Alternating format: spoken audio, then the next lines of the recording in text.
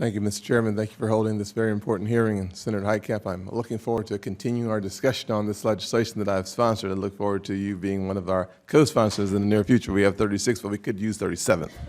You could be the one.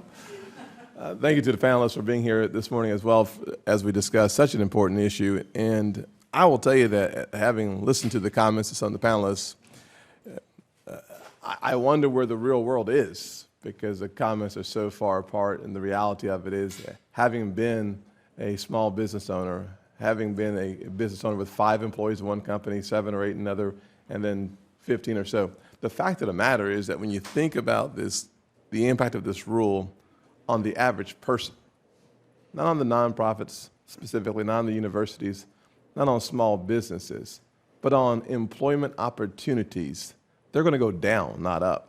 What we'll see is more part-time employees. And if you think about the current state of affairs for small businesses to digest, the ACA pushes wages down, pushes hours down.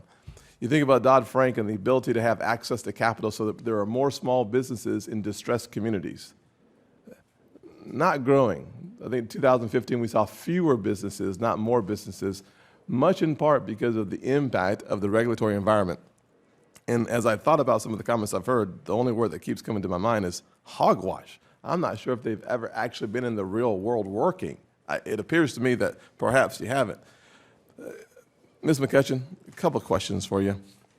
One on the impact of geography. I think the fact of the matter is that thinking of this from a federal perspective, having a low point where states can figure out what's best for their states based on their geography, based on their wages, is an important consideration. Second question I have is one on flexibility. I heard someone mention the fact that salary employees have just as much flexibility as folks who are hourly. Or the hourly workers have as much flexibility as ones that are salary.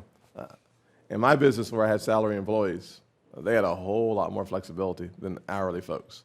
You're exactly right, and that's because of what we call the salary basis test, which is one of the tests for exemptions. If you're an exempt employee, you have to be paid a guaranteed salary regardless of the number of hours you work a week. So the quid pro quo here is that an exempt employee does not receive overtime for working over 40, but they also do not receive less pay for working under 30. So unlike an hourly employee who's only paid for the hours you work, if you need to go home early to deal with a family issue, to go to a child's sporting event, you can leave and your employer cannot dock your salary. You're going to get that same guarantee week in and week out, and that is very valuable and valued by exempt employees. The assignment of duties concerns me as well, because when you look at a small business owner like I was, 5 employees, my managers had to do some work that perhaps they would not have had to do if we were in our busy season. Everyone worked a little harder. When it was slower, you had more flexibility, and you went to more soccer games, you went to more dental appointments, and you still got paid the same amount. I think that when you look at the impact of the assignment of duties and the impact that this rule will have on the classification, you will really have many people making the decision, it's just not worth it. So the reclassification process will be expensive. The employers will have to bear more costs. The employees will have fewer dollars to take home because they'll be working fewer hours. Absolutely. In fact, some of our panelists in their written comments basically said reclassification is like flipping a switch. It takes only minutes. And I say that's hogwash. And those people have never actually helped an employer reclassify. I have dozens and dozens and dozens. It's at least a 6-month process, and it requires a tremendous amount of decisions. You don't just flip a switch and say, hey, somebody's going to be hourly. You have to figure out, are they going to be hourly or salary? How much is the hourly rate going to be? Am I going to continue to pay benefits or not? Do I have to change my benefit plans because their eligibility provisions say only exempt employees? Then you have to think about, are you going to give people, changing your policies, right? All of a sudden you have to pay these people for travel time, for time they spend on their emails and on their smartphones after work. So you have to look at all of your policies. You might have to reprogram your timekeeping systems and your payroll systems. It is a huge and complex process, which the Department of Labor thinks is going to take an hour. Yeah. Hogwash? Hogwash. Good.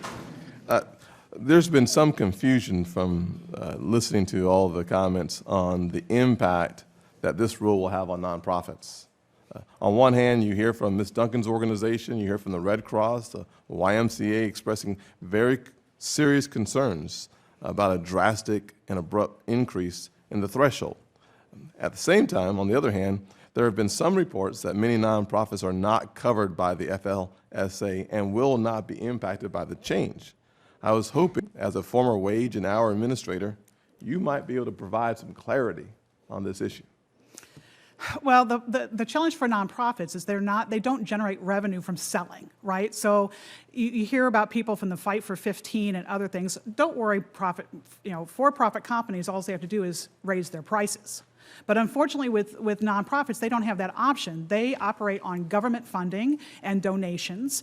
I was talking to Ms. Duncan earlier today, and she says, their 2017 budget's already done. They have no more money. And that's why she's contemplating cutting benefits. In Ms. Gupta's written comments, she said, and what she said today is, well, we just asked states for higher reimbursement rates for Medicaid. Really? Is that going to happen? What is the reality that nonprofit disability service providers are going to get increased reimbursement rates in order to increase the money they have to pay their employees? It's not going to happen. I'm out of time.